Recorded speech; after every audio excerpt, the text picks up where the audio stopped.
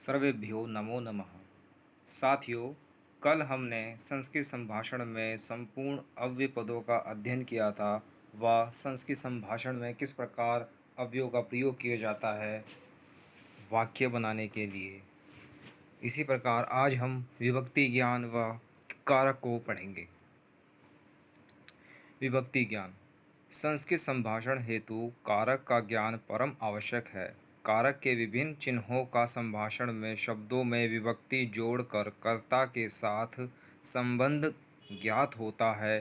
विभक्तियों को ध्यान में रखें बिना कर्ता की अभीष्ट प्राप्ति नहीं होती। विभक्ति ज्ञापक के बिना वाक्य रचना भी संभव नहीं है। यहाँ सातों विभक्तियों का क्रमशः परिचय प्रस्तुत है ना है।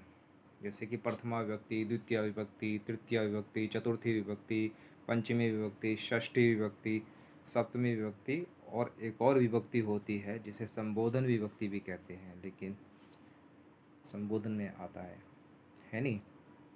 और कारक, जैसे कि कर्ता ने कर्म को करण ने से द्वारा संप्रदान के लिए अपादान से संबंध का के की रा रे री अधिकरण में पर संबोधन हे अय अरे भो इस अर्थ के लिए प्रयोग होते हैं।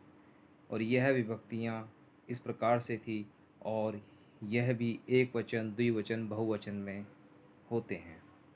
जैसे कि राम के शब्द होते हैं रामः, रामौ, रामाः, राम ने, दो रामों ने, सभी रामों ने, है ना, इस अर्थ में आ जाता है। इसी प्रकार से रूप चलते हैं, है ना। अकारांत पुल्लिंग शब्द है राम, है नहीं। तो आगे हम देखेंगे प्रथमा विभक्ति, है ना। प्रथमा विभक्ति कर्तृवाच्य में प्रथमा विभक्ति की होती है। समझ रहे हो, कर्तृवाच्य में कर्ता प्रथमा विभक्ति का होती है या की होती है, इसमें लगा दिया। जैसे राधा पाठशालां गच्छति, राधा पाठशाला जाती है।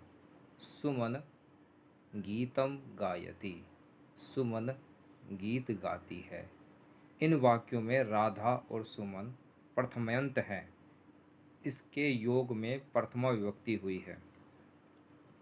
अब जैसे देखिए रामः इव सत्पुरुषः कः, राम के समान सत्पुरुष कौन है। फिर एक और उदाहरण विवेकानंदः इव ज्ञानी कः, विवेकानंद के ज्ञान, विवेकानंद के समान ज्ञानी कौन है। अब देखिए कर्म वाच्य में कर्म प्रथमा विभक्ति के प्रयुक्त होते हैं। जैसे मोहनेन ग्रंथः पठ्यते, मोहन ग्रंथ पढ़ता है। सीतया पत्रिका पठ्यते, सीता पत्रिका पढ़ती है। यहाँ कर्म ग्रंथ व पत्रिका प्रथमा विभक्ति का है। रमया चंद्रः अवलोक्यते, रमा चंद्रमा देखती है ना। रमा के द्वारा चंद्रमा देखती है ना। तो रमया चंद्रः अवलोक्यते, रमा चंद्रमा देखती है। मया ग्रंथः लिख्यते, मया ग्रंथः लिख्यते, मैं ग्रंथ लिखता हूँ। बालकैः विद्यालयः गम्यते, लड़के विद्यालय जाते हैं। महिलाभिः गीतं गीयते, महिलाएं गीत गाती हैं। अस्माभिः कार्यं क्रियते, हम लोग कार्य करते हैं। अस्माभिः फलं खाद्यते, हम लोग फल खाते हैं। उपर्युक्त सभी उदाहरणों में कर्मवाच्य के कारण कर्म प्रथमा विभक्ति का है। कर्तरी में, कर्तृवाच्य में कर्म कारक की द्वितीय विभक्ति होती है। जैसे महिला ग्रामान् पश्यति, महिला गांवों को देखती है ना। अब छात्राः पत्रिकाः पठन्ति, छात्राएं पत्रिकाएं पढ़ती हैं। अब देखिए शिशुः नदीं पश्यति, शिशु नदियों को देखता है। माता पुस्तकानि पठति, माँ पुस्तकें पढ़ती हैं। अहम रोटिकां खादामि, मैं रोटी खाता हूँ। अहम रोटिकाः खादामि, मैं रोटियाँ खाता हूँ। वयम अभ्यासम कुर्मः, हम सब अभ्यास करते हैं। वयम वित्तकोशम गच्छामः, हम सब बैंक जाते हैं। वयम फलानि आनयामः, हम सब फल खा लाते हैं। वयम दाडिमम खादामः, हम सब अनार खाते हैं। अब हम देख रहे हैं जैसे कि फल, आनायामः, ये प्रकार से ना आनय धातु किस प्रकार से हो रही है, ठीक। और क्री धातु कुर्मः, यह हमें धातुओं का ज्ञान होना चाहिए, शब्द का ज्ञान होना चाहिए। और शब्द ये देखना चाहिए पुल्लिंग है, स्त्रीलिंग है, या सर्वनाम शब्द है, इन शब्दों का ज्ञान होना चाहिए। धातु पाठ करना चाहिए। जैसे खाद धातु है तो खादामः, बहुवचन हो गया, उत्तम उत्तम पुरुष बहुवचन वयम के साथ आया, उसी प्रकार उसी की क्रिया ही लगी, खादामः उत्तम पुरुष बहुवचन की, है ना। इसी प्रकार से शब्द लिया दाड़िमम, यह अनार अर्थ के लिए है ना, संस्कृत शब्द दाड़िमम, ठीक। तो इसका पूरा वाक्य बना वयम दाड़िमम खादामः, अर्थात हम सब अनार खाते हैं। देवालयम परितः भक्ताः सन्ति, देवालय के चारों ओर भक्त हैं। शर्करां परितः पिपीलिकाः सन्ति, चीनी के चारों ओर चींटियाँ है। शर्करां चीनी, परितः के चारों ओर, है ना, है। पिपीलिकाः सन्ति, चींटियाँ हैं, है ना। इसी प्रकार से अब द्वितीय विभक्ति, कर्म कारक की द्वितीय विभक्ति होती है। कर्तृवाच्य में कर्म की द्वितीय विभक्ति होती है। जैसे रामः ग्रंथम पठति, राम ग्रंथ पढ़ता है। बालकः नदीं पश्यति, बालक नदी को देखता है ना। बालकः मंदिरम पश्यति, बालक मंदिर देखता है।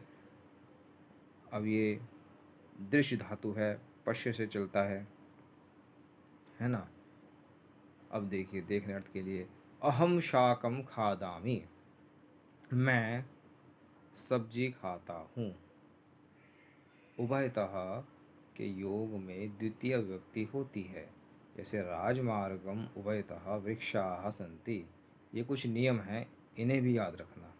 नियम भी साथ के साथ चलते रहेंगे, है ना।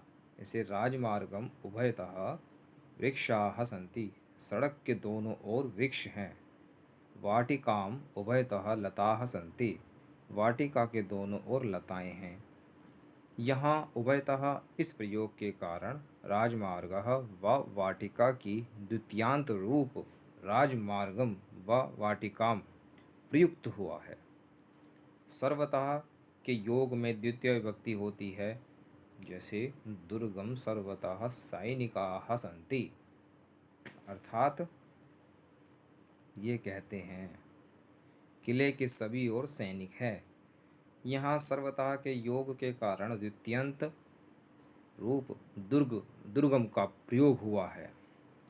प्रति, अंतरेण, परितः तथा अभितः के योग में और बिना के योग में द्वितीय विभक्ति होती है। यह नियम हमेशा याद रखना चाहिए।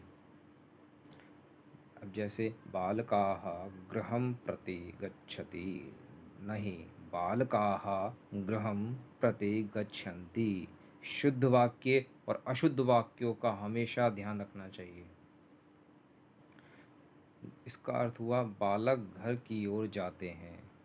यहाँ प्रति शब्द के कारण ग्रहण द्वितीय विभक्ति में है, ठीक।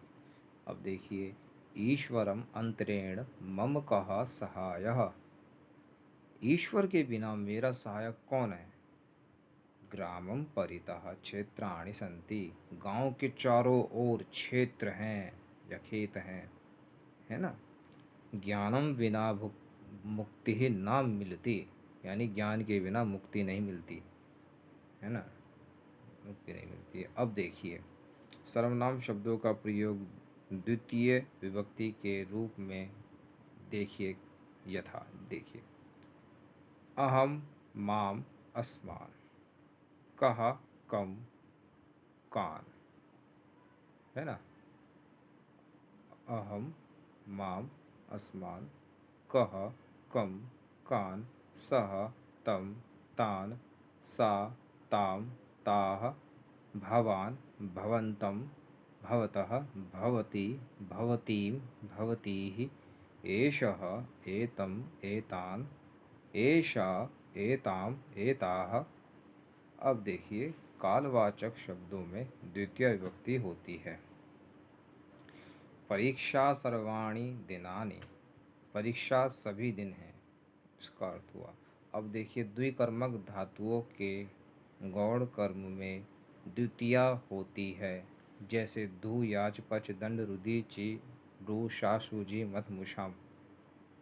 ये जो धातुएं होती हैं निहिरी कृष्वहाम, ये जो धातुएं होती हैं 16 जो अकर्मक धातुएं बताई गई हैं, इनके साथ जो भी शब्द आते हैं तो कर्ता में द्वितीय विभक्ति हो जाती है। दो दो कर्म होते हैं उसमें, द्विकर्मक कर्म होते हैं अकर्मक धातुओं में। अब देखना कैसे, जैसे शिष्यः गुरुं प्रश्नं पृच्छति, शिष्य गुरु से प्रश्नम प्रश्न पृच्छति पूछता है। अब गुरु से में है ना, है गुरु से प्रश्न पूछता है। अब इसमें ना ही इसमें देखिए पंचमी विभक्ति आई, है ना ही इसमें प्रथमा विभक्ति आई, इसीलिए इसमें द्वितीय विभक्ति आई। गुरुम प्रश्नम पृच्छति, ये द्विकर्मक धातु होते हैं, है ना। अब देखिए क्रिया विशेषण में द्वितीय विभक्ति होती है, जैसे सह मंदम मंदम गच्छति, यानी वह धीरे धीरे जाता है। पृथक योग में द्वितीय विभक्ति होती है, कब होती है देखिए, रामम पृथक, पृथक योग समझ रहे हो, पृथक जो शब्द है जो जुड़ जाता है इसके योग में, रामम पृथक सीताना वसति, अर्थात राम से अलग सीता नहीं रहती है, ठीक है। मांगी जाने वाली वस्तु कर्म के रूप में होती है, अतः उसमें भी द्वितीया विभक्ति होती है, जैसे कृपया ग्रंथम वदतु, नहीं नहीं, कृपया ग्रंथम ददातु, कृपया ग्रंथ दें, है ना। ये ददातु शब्द जो है ये आज्ञार्थक है, अर्थात लोट लकार का है, ददातु, है ना, है इस प्रकार से। अब देखिए कृपया घटीम ददातु, कृपया घड़ी दे, कृपया पुस्तकम ददातु, कृपया पुस्तक दे, कृपया मापिकाम ददातु, कृपया स्केल दे, कृपया संचिकाम ददातु, कृपया फाइल दे।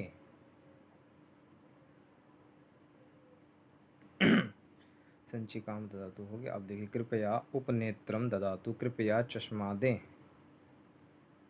अब देखिए सुभाषित,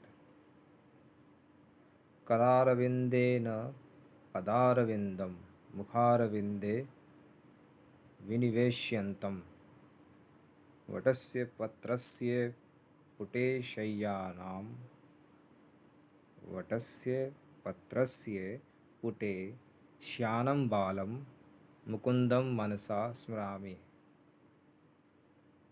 ठीक है, ये आपने शायद सुना होगा पहले भी, है ना। अब देखिए तृतीय विभक्ति, कारण नहीं। अब देखिए कर्ण कारक की तृतीय विभक्ति होती है, कैसे होती है, सह के योग में तृतीय विभक्ति होती है। अब देखिए कैसे, यथा अहम मित्रेण सह कार्यम करोमि, यानी मैं मित्र के साथ काम करता हूँ। अहम राधया सह संभाषणम करोमि, मैं राधा से संभाषण करता हूँ, है ना। सीता लतया सह आपणम गच्छति, सीता लता के साथ दुकान जाती है। रमा मात्रा सह सह मंदिरम गतवती, यानी रमा माता के साथ मंदिर गई, है ना। पुत्र पित्रा सह मेलापकम गच्छति, पुत्र पिता के साथ मेला जाता है। छात्राः अध्यापकेन सह प्रदर्शनीं पश्यन्ति, छात्र अध्यापक के साथ प्रदर्शनी देखते हैं, है ना। अब देखिए, रामः केन सह वनम गतवान, गतवान। अब देखिए कैसे, राम किसके साथ वन गए, रामः लक्ष्मणेन सह वनम गतवान, अर्थात राम लक्ष्मण के साथ वन गए। रामः केन सह युद्धम कृतवान, राम किसके साथ युद्ध किए, कृतवान युद्ध किए, है ना, है किए अर्थ में, किए, युद्धम कृतवान युद्ध किए, है ना। वनम गतवान वन गए, इसका याद रखना, है ना, है। अब देखिए, रामः रावणेन सह युद्धम कृतवान, अर्थात राम रावण के साथ, रावणेन सह यानी रावण के साथ, यानी ठीक है, इस अर्थ में रावण के साथ युद्धम कृतवान युद्ध किए, है ना। अब देखिए, इन सभी उदाहरणों में सह के साथ अर्थ के योग में तृतीय विभक्ति प्रयुक्त हुई है। हिंदी भाषा में तो यह प्रयोग के पूर्व षष्ठी विभक्ति प्रायः प्रयोग होता, परंतु संस्कृत में षष्ठी का प्रयोग सह के साथ नहीं होता है। अब देखिए, साधन अर्थ में करण कारक में तृतीया विभक्ति होती है। कुछ नियम हैं, उन्हें हमेशा याद रखना, जैसे कि मोहनः दंडेन ताड़यति, यानी मोहन दंडे पीटता है ना। यहाँ पीटने का साधन दंड शब्द की तृतीय विभक्ति के रूप में प्रयुक्त है। नृपः रथेन गच्छति, यानी राजा रथ में जाता है। अब साधन की तृतीय विभक्ति होती है ना। वृद्धः दंडेन चलति, वृद्ध दंडे के सहारे चलता है।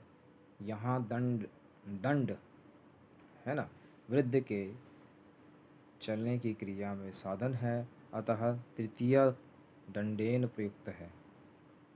अब देखिए, रमा छुरिकया, रमा छुरिकया शाकम कर्तयति, कर्तयति, है ना।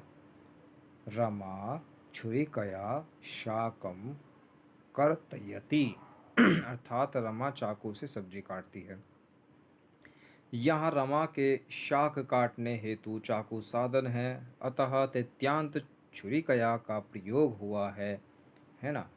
कर्मवाच्य में कर्ता की तृतीय विभक्ति का प्रयोग होता है। रामेण पुस्तकम पठ्यते, अर्थात राम के द्वारा पुस्तक पढ़ा जा रहा है। इस उदाहरण में कर्ता राम पद में कर्म वाच्य के कारण तृतीय विभक्ति में है। अब देखिए, विकार युक्त विकृत अंग में तृतीय विभक्ति होती है, जैसे कि सह कर्णेन बधिरः, वह कान से बहरा है। रमेशः पादेन खंजः, रमेश पैर से लंगड़ा है। अक्षणा काणः, आँख से काना है। शिरसा खलवाटः, गंजा है, सिर से गंजा है नहीं।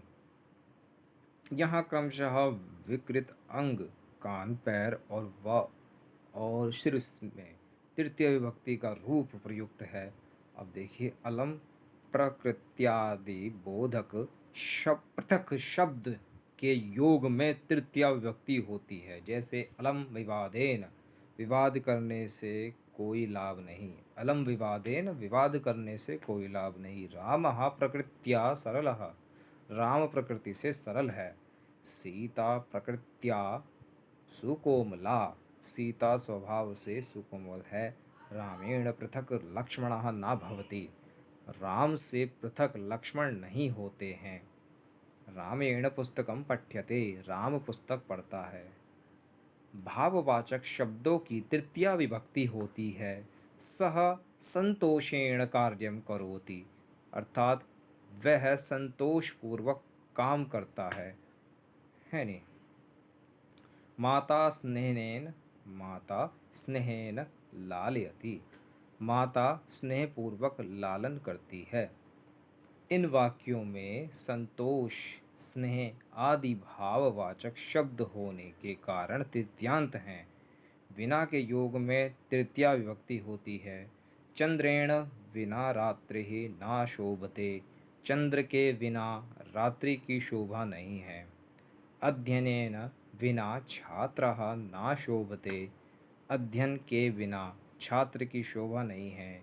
धर्मेण बिना सद्गतिः नास्ति। धर्म के बिना सद्गति नहीं है।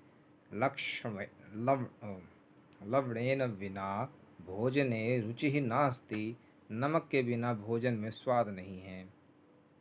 अब देखिए, जैसे कहा भी गया है, अंगेन गात्रम नयनेन वस्त्रम नयनेन राज्यम लवणेन भोजनम धर्मेण हीनम खलु जीवितम चानायाति चंद्रेण विना च रात्रि, है ना। अब देखिए चतुर्थी विभक्ति। संप्रदान कारक की चतुर्थी विभक्ति होती है। क्रोध आदि अर्थ को देने वाले धातु के योग में चतुर्थी विभक्ति होती है ना। अब देखिए देने धातु के योग में चतुर्थी विभक्ति होती है। जैसे शिक्षकः रमेशाय मोदकम ददाति, यानी शिक्षक राम को लड्डू देता है ना। यहाँ दा धातु के प्रयोग के कारण रमेश शब्द का चतुर्थी विभक्ति का रूप रमेशाय प्रयोग हुआ है। अब देखिए, शिक्षकः छात्रेभ्यः मोदकम ददाति, है ना, यानी शिक्षक छात्रों को लड्डू देते हैं, है नी। अब देखिए रुच धातु, है ना, रुचि अर्थ के लिए होता है कि योग में चतुर्थी विभक्ति होती है। रुचि अर्थानाम। अब देखिए दुर्जनेभ्यः कलहः रोचते।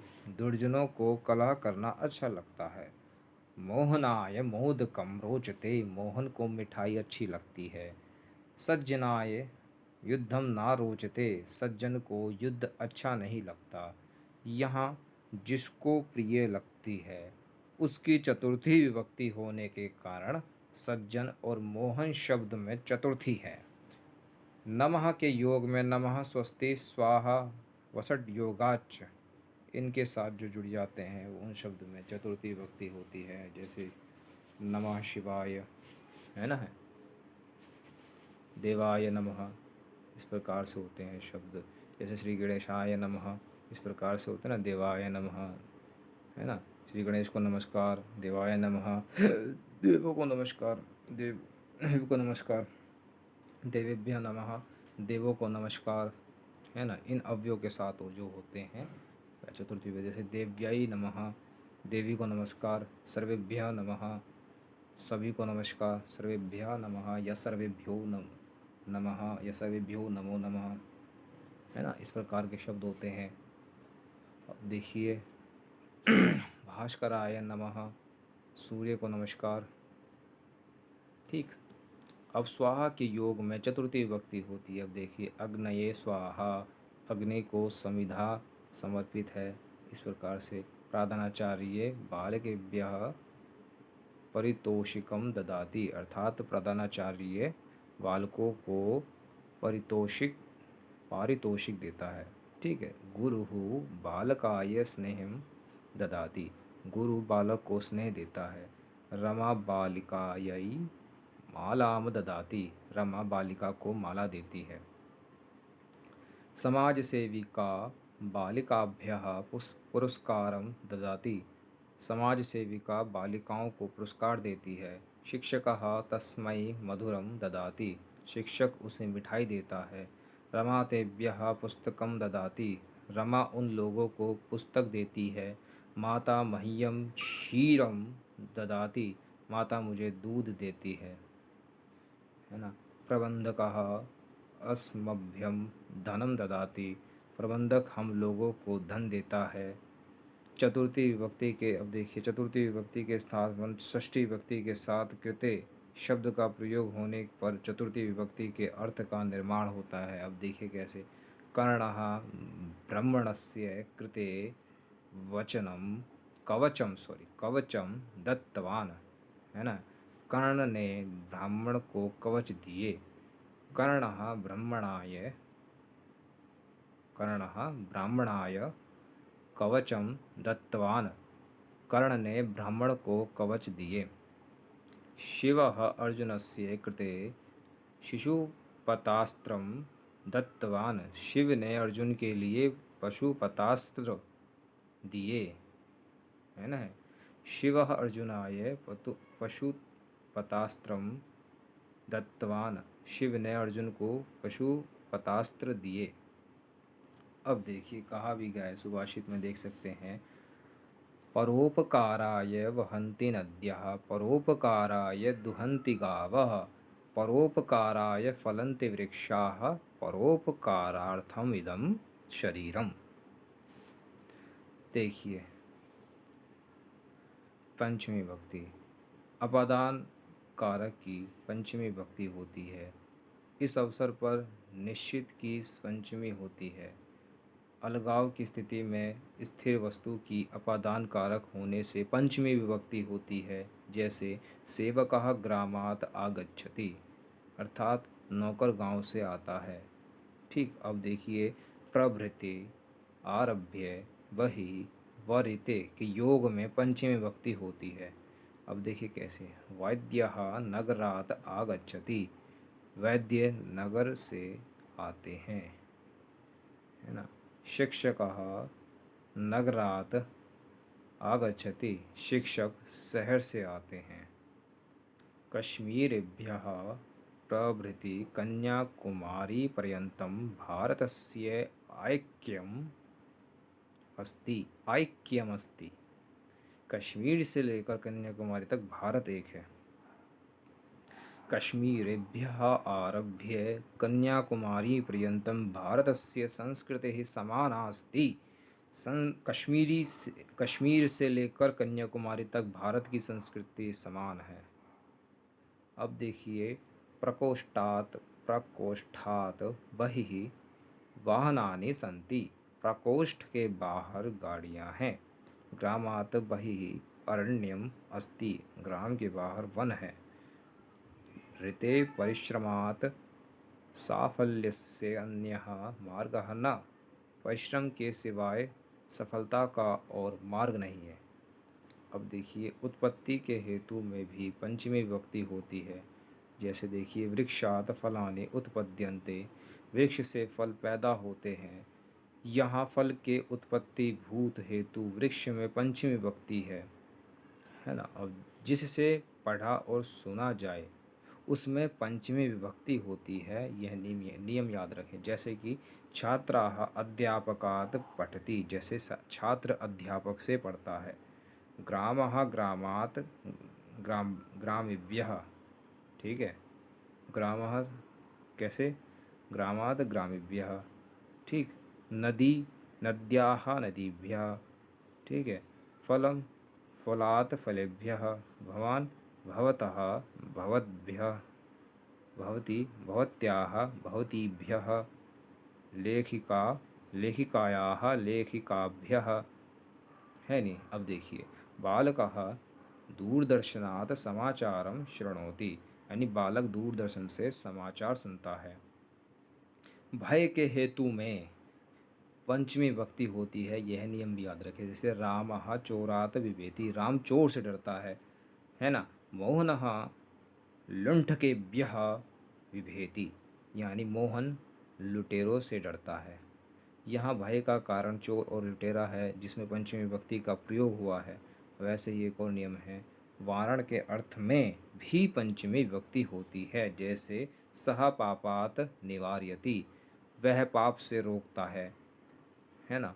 आन के योग में उत्कर्ष अपकर्ष के बोधन में भी पंचमी विभक्ति होती है। जैसे अहम आमूलात् श्रोतुम इच्छामि, यानी मैं मूल से सुनता हूँ, मैं मूल से सुनना चाहता हूँ, है ना।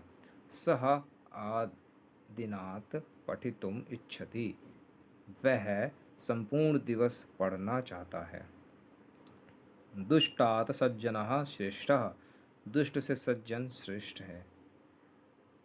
ऋण त्राण अर्थात रक्षण के योग में पंचमी विभक्ति होती है। जैसे असुरेभ्यः त्रायते, असुरों से रक्षा करता है। देवः संकटेभ्यः त्रायते, ईश्वर यानी देव संकटों से रक्षा करते हैं, है ना। अब देखिए विना व पृथक के योग में पंचमी विभक्ति होती है। अब देखिए ज्ञानात बिना मुक्ति ही ना मिलती, यानी ज्ञान के बिना मुक्ति नहीं मिलती है ना। अब देखिए परिश्रमात बिना साफल्यम ना प्राप्यते, परिश्रम के बिना सफलता नहीं मिलती है। कृष्णात पृथक राधा ना वसती, कृष्ण के अलग राधा नहीं वास करती है। तस्मात् पृथक तस्य सत्ता नास्ति, यानी उससे अलग उसकी सत्ता नहीं है। रामात पृथक लक्ष्मणः न भवति, राम से अलग लक्ष्मण नहीं होता। अब कहा भी गया है सुभाषित में, देखो पादपानाम भयम वातात्, पद्मानाम शिशिरात् भयम, पर्वतानाम भयम वज्रात्, साधूनाम दुर्जनात् भयम। अब देखिए षष्ठी विभक्ति। षष्ठी विभक्ति संबंध का सूचक है। जहाँ दो वस्तुओं या व्यक्तियों में संबंध या स्वामित्व सूचित करना अभिप्रेत हो, वहाँ षष्ठी विभक्ति होती है। जैसे कहा भी गया है रामस्य पुत्रः लवः, राम का पुत्र लव है। मातुः आज्ञा अस्ति, माता की आज्ञा है। राज्ञः, इसे राज्ञः पढ़ते हैं कुछ लोग, लेकिन शुद्ध उच्चारण इसका राज्य है। राज्य, राज्य पुरुषः, राजा का पुरुष। पितुः चरणों, पिता के चरणों में। जब वाक्य में कारण या उद्देश्य में दिखाने के लिए हेतु शब्द का प्रयोग किया जाए तो वहाँ हेतु सूचक शब्द में और उद्देश्य सूचक शब्द में षष्ठी विभक्ति होती है। जैसे कि अन्नस्य हेतुः विवक्षः, अन्नस्य हेतुः भिक्षुकः भिक्षाटनं करोति। अन्न हेतु भिखारी भिक्षा मांगता है। अब देखिए ज्ञानस्य हेतुः स्वाध्यायं करोति, यानी ज्ञान हेतु पढ़ता है। यहाँ उद्देश्यवाचक क्रमशः अन्न और ज्ञान शब्द के हेतु में षष्ठी विभक्ति शब्द का प्रयोग हुआ है। अब देखिए जहाँ तुलना या सादृश्य सूचित करना हो, वहाँ जिससे तुलना की जाए अथवा सादृश्य बताया जाए, वहाँ षष्ठी विभक्ति होती है। अब देखिए कैसे। शरणस्य सदृशः पुत्रः नाभूत, अर्थात फिर से पढ़ेंगे हम क्योंकि इसे सही से उच्चारण नहीं किया गया है। श्रवणस्य सदृशः पुत्रः नाभूत, श्रवण के जैसा पुत्र नहीं हुआ। हनुमतः सदृशः राम भक्तः नाभूत, हनुमान जैसा राम भक्त नहीं हुआ। भवतः सदृशः भाग्यवान नास्ति, आप जैसा भाग्यवान नहीं है। कृष्णस्य तुल्यः योगी दुर्लभः, कृष्ण के जैसा योगी दुर्लभ है। कृत प्रत्यय के प्रयोग में कर्ता की षष्ठी और तृतीया विभक्ति होती है। जैसे कि देखें मया मम वा इदं पुस्तकं पठितव्यम, मेरे पढ़ने योग्य यह पुस्तक। मया मम वा लोकहितं करणीयम, लोगों का हित मुझे करना है या करनी है। ठीक है। अब देखिए मया मम वा परिश्रमः करणीयः, परिश्रम मुझे करना चाहिए। समूह से अलग यदि श्रेष्ठता का प्रतिपादन किया जाए या विशेष परिचय दिया जाए, उसमें षष्ठी या सप्तमी विभक्ति होती है। उसमें षष्ट्यंत बहुवचन का ही प्रयोग होता है। जैसे देखिए नदी नाम नदीषु गंगा श्रेष्ठा, यानी नदियों में गंगा श्रेष्ठ है। कवि नाम कविषु कालिदासः श्रेष्ठः। कवियों में कालिदास श्रेष्ठ है। यहाँ क्रमशः नदी नाम और कवि नाम में जाति विशेष में विशिष्ट होने के कारण षष्ठी विभक्ति का बहुवचनांत रूप क्रमशः प्रयुक्त है। खेद पूर्वक स्मरण करने के अर्थ में षष्ठी विभक्ति होती है। जैसे शिशुः मातुः स्मरति, बच्चा माँ को याद करता है। खेद पूर्वक है ना, दुखी से।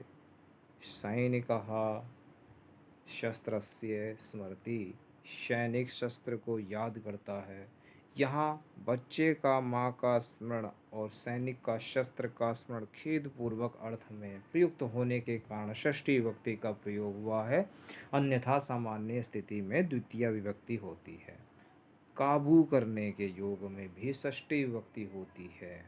सज्जनः क्रोधस्य प्रभवति, सज्जन क्रोध पर काबू रखता है। उपकार करने के अर्थ में षष्ठी विभक्ति होती है। जैसे सज्जनः सर्वदा मानवानाम उपकारम करोति, यानी सज्जन सदैव मनुष्यों को उपकार करते हैं या मनुष्यों का उपकार करते हैं। ठीक है। कर्म पदों में अब देखिए, कर्म पदों को ल्युनंत है ना, ल्युनंत योग में षष्ठी विभक्ति होती है। अब देखिए कैसे। कार्यक्रमः उद्घाटनम, कार्यक्रमस्य उद्घाटनम। अब देखिए, कार्यक्रम का उद्घाटन। ठीक। वस्त्रम प्रक्षालनम व वस्त्रस्य प्रक्षालनम, वस्त्र का प्रक्षालन, दोनों में से कोई एक है। ठीक, कोई भी प्रयोग कर सकते हो। पुस्तकम पठनम व पुस्तकस्य पठनम, पुस्तक की पढ़ाई। नदी सेवनम व नद्याः सेवनम, नदी का सेवन। यहाँ पठनम, सेवनम, उद्घाटनम, प्रक्षालनम इत्यादि ल्युनंत योग में प्रयुक्त होने के कारण कर्मपद में षष्ठी विभक्ति का प्रयोग हुआ। सप्तमी विभक्ति, अधिकरण कारक की सप्तमी विभक्ति होती है। साथ ही मार्ग परिमाण वाचक शब्द में सप्तमी विभक्ति होती है। जैसे पिता आसन्दे उपविशति, पिता कुर्सी पर बैठते हैं। विद्यालयात् गृहम् एकस्मिन् क्रोशे अस्ति, विद्यालय से घर एक कोश है। गृहात् कार्यालयः एकस्मिन् क्रोशे अस्ति, घर से कार्यालय एक कोश है। अब देखिए एक और नियम। आधारवाचक शब्दों में सप्तमी विभक्ति होती है। संसद भवनम दिल्ली नगरे अस्ति, अच्छा संसद भवन दिल्ली नगर में है। पिता काश्याम निवसति, यानी पिता काशी में बसते हैं। अनुजः कालिकायाताम, कालिकातायाम अस्ति, अर्थात अनुजः कालिकातायाम अस्ति, यानी छोटा भाई कलकत्ता में है। ठीक। अब देखिए, महाकाल मंदिरम उज्जैन्याम अस्ति, अर्थात महाकाल मंदिर उज्जैन में है। ठीक। अब पत्रिकायाम 10 चित्राणि सन्ति, यानी पत्रिका में 10 चित्र हैं। ठीक है। वाटिकायाम बहूनि पुष्पाणि सन्ति, वाटिका में बहुत फूल हैं। नगरे बहूनि उन्नतानि भवनानि सन्ति, नगर में बहुत उन्नत भवन हैं। साधु असाधु प्रयोग के अवसर पर सप्तमी विभक्ति होती है। जैसे दुर्जनः सज्जने असाधु, दुर्जन सज्जन के प्रति असाधु है। रावणः रामे असाधु, रावण राम के प्रति असाधु है। कंसः कृष्णे असाधु, कंस कृष्ण के प्रति असाधु है। क्रिया क्रियांत प्रतीति के लिए सप्तमी विभक्ति का प्रयोग होता है। जैसे चरित्रं गते सति सर्वं गतम, चरित्र के जाने पर सब कुछ गया।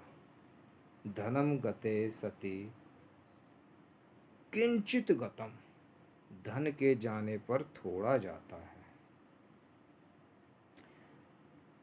अब देखिए आसक्तियों के आधार की सप्तमी विभक्ति होती है, जैसे राजनस्य गणिते अभिरुचि, राजन की अभिरुचि गणित में है। अब देखिए कमलस्य प्रवासे इच्छा, कमल की इच्छा प्रवास में है। राघवेंद्रस्य व्याकरणे आसक्तिः, राघवेंद्र की व्याकरण में आसक्ति है। सीतायाः तीर्थे श्रद्धा, सीता की श्रद्धा तीर्थ में है। मातुः मंदिरे गौरवम, माता का मंदिर के विषय में गौरव है। ठीक है। तस्याः गीत श्रवणे प्रीतिः, उसकी प्रीति गाना सुनने में है। भक्तानाम धर्मे आदरः, भक्तों का धर्म में आदर है।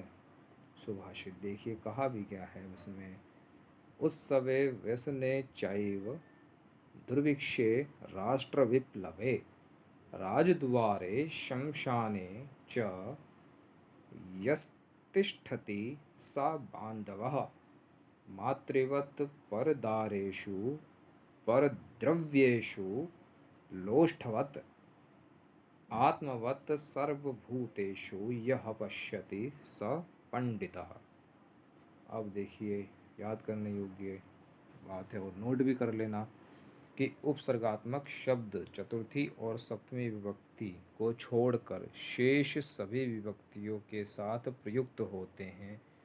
जैसे कि काम में देखेंगे द्वितीया अंतरा बीच में बिना अर्थ के, अंतरेण बीच में बिना ये बारे में, निकषा समीप, समया समीप, अभितः दोनों ओर, परितः चारों ओर, सर्वतः चारों ओर, समन्ततः चारों ओर, उभयतः दोनों ओर, परेण परे, यावत तब तक, है ना, तक।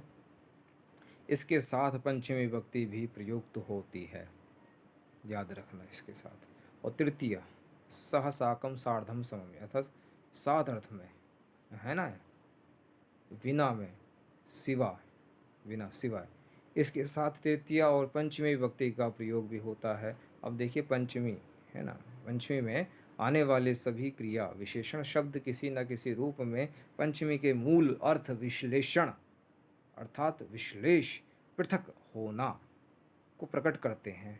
ठीक। अर्वाक पूरा, अर्वाक पुरा, पूर्वम प्राक, समय की दृष्टि से पहले, है ना, इस अर्थ में है। और अनंतरम, ऊर्ध्वम, परम, परतः, परेण, प्रभृति, यह मूल रूप में प्रारंभ अर्थ सूचक स्त्रीलिंग शब्द है, समय की दृष्टि से बाद में।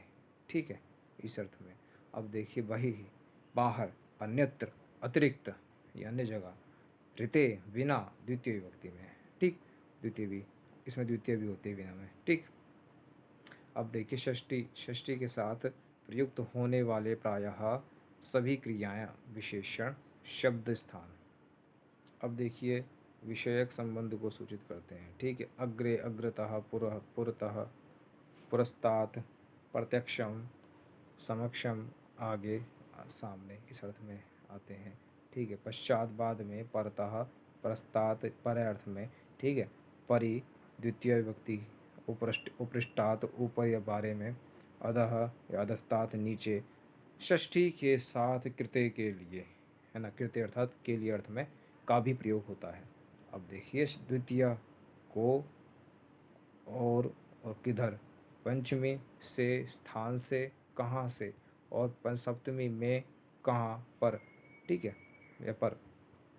व्यक्तियों के भाव प्रायः निकट अर्थ के सूचक अंतिकम, अंतिक, है ना, है अंतिक, उपकंठ, निकट, सकाश, इस प्रकार से, है ना, ये प्रयोग होते हैं। जैसे राज्य अंतिकम गच्छ, यानी राजा के पास जाओ। राज्य, राज्य यानी राज्य ही पढ़ सकते हो, लेकिन ये स्कूल टाइम में पढ़ाते हैं, लेकिन शुद्ध उच्चारण जो है वह राज्य है। राज्य अंतिकम गच्छ, यानी राजा के पास जाओ। रघो हो सकाशात, सकाशात, सकाशाद, अपसरत। वह रघु के पास से हट गया। मम पार्श्वे, मेरे पास। तस्याः समीपे नलं प्रशंसुः, उन्होंने उसके सामने नल की प्रशंसा की। अब हमने यहाँ तक पढ़ा तो हमें इसका ज्ञान हुआ। तो आगे हम चतुर्थ प्रयोग करेंगे, किस प्रकार से हमें अध्ययन करना चाहिए संस्कृत संभाषण का। तो आपको अगर ये चीज़ नहीं समझ में आ रही है तो वीडियो को पहली से दोबारा से देखें, प्रथम वीडियो को, क्योंकि संस्कृत संभाषण सरलता से बताया गया है नहीं। मैं और भी वीडियो बनाऊंगा जिससे कि और सरल हो। ठीक है, तो अब तक के लिए नमस्कार, शुभ रात्रि।